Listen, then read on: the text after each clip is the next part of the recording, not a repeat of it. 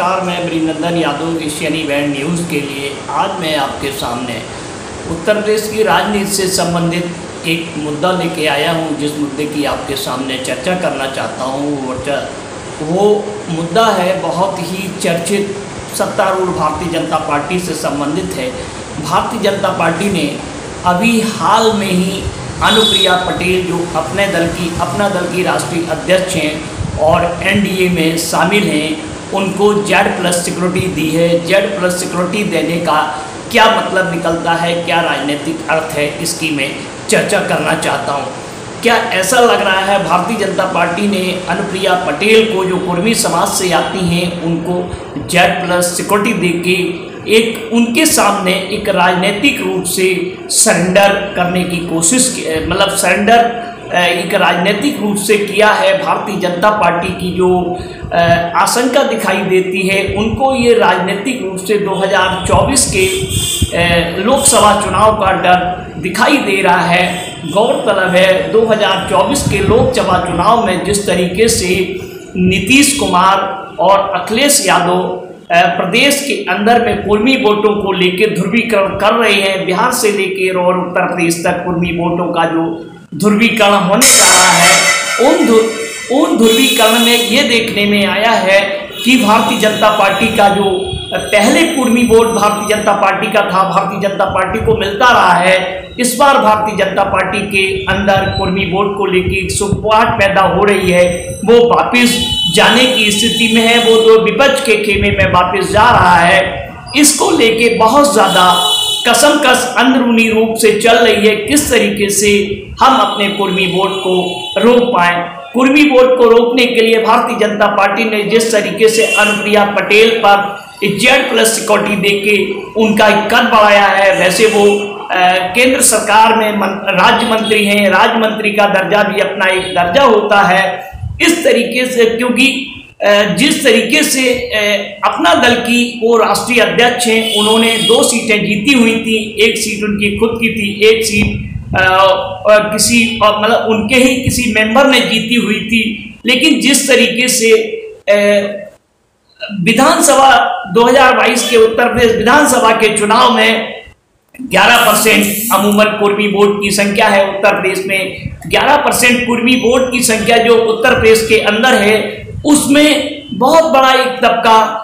उत्तर प्रदेश में समाजवादी पार्टी को जिसने वोट दिया है। पूर्वांचल में ये देखने में आया है कि जो कुर्मी वोट ने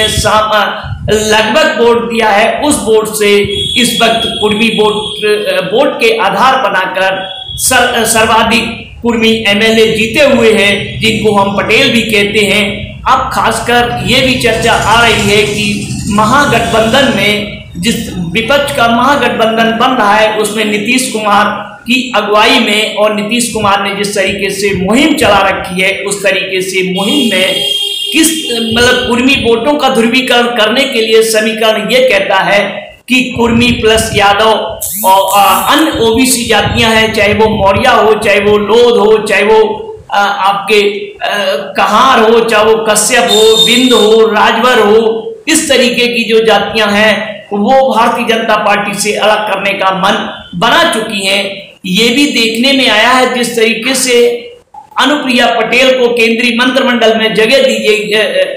गई है। अनुप्रिया पटेल के क्षेत्र में लोग यहाँ तक बताते हैं कि अनुप्रिया पटेल के पास अगर कोई जाता है तो वो किसी का काम नहीं करती हैं, और जब काम नहीं करती लोग उनके पास मायूस होकर आते हैं। जब मायूस होकर लोग आते हैं तो अन्य जगह के लिए वो अपने विकल्प के रूप में कुछ न कुछ सोचने लगते हैं। अब देखने में ये भी आया है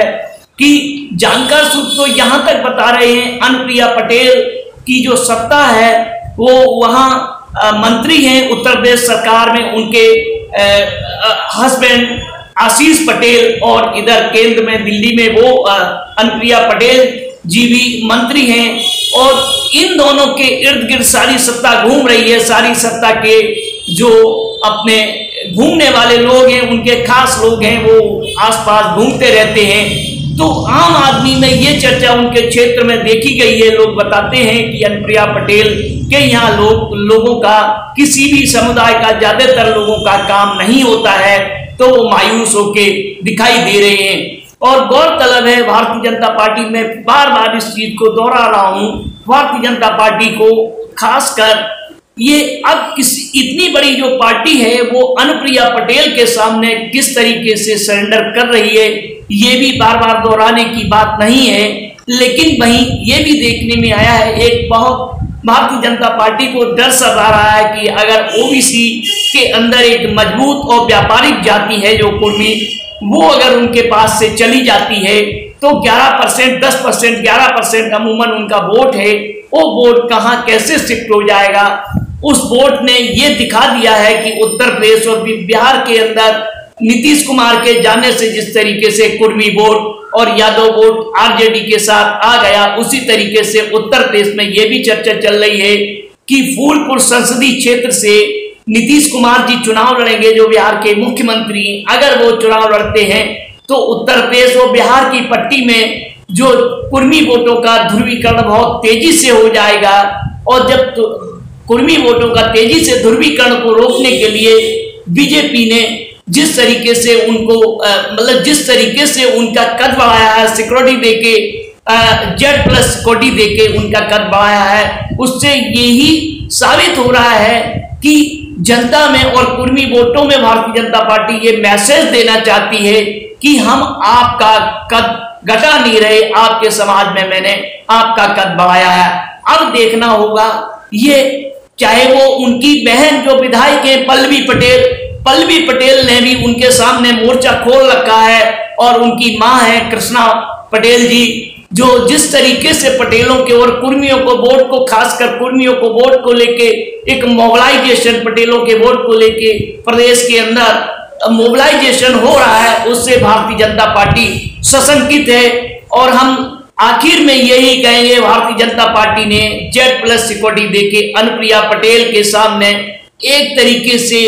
वोट रोकने के लिए उनका उपयोग किया है। अब देखना होगा आगे आने वाला 2024 के चुनाव में ये छोटा दल क्या बार्गेन करता है भारतीय जनता पार्टी से, या Z+ सिक्योरिटी देके वो वोट रोकने में कामयाब होती हैं या नहीं होती हैं, या नीतीश कुमार अखिलेश जी का जो गठबंधन है वो किस तरीके से कुर्मी वोट को मोबिलाइज करता है।